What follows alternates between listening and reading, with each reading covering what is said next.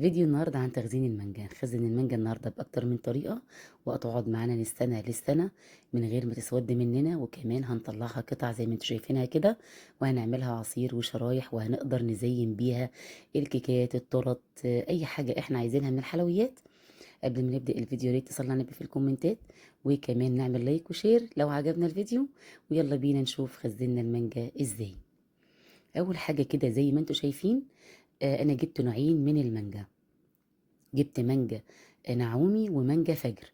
طبعا انا جبت النعومي اكتر لان النعومي كلها لحم كده وما فيهاش بذور، وبرده الفجر برده البذره بتاعتها كبيره شويه، بس برده ايه بتتقطع شرايح.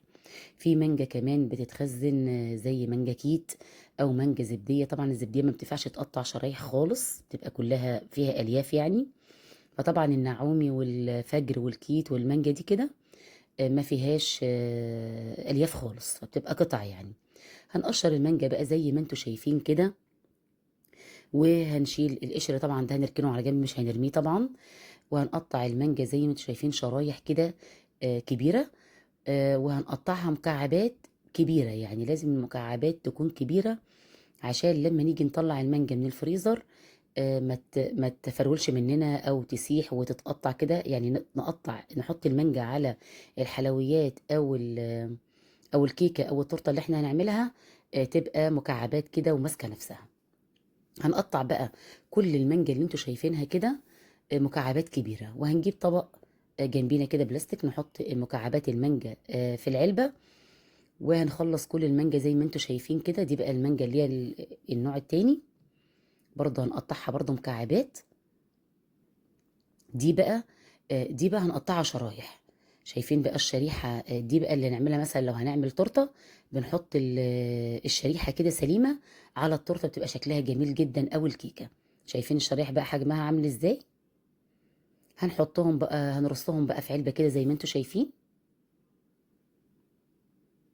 هنيجي بقى نطلعها تبقى زي ما هي كده بالظبط، من غير بقى ما نحط عليها ولا ليمون ولا سكر ولا اي حاجة خالص. انا بحطش على المانجا اي حاجة خالص، وبتطلع زي ما هي بالظبط.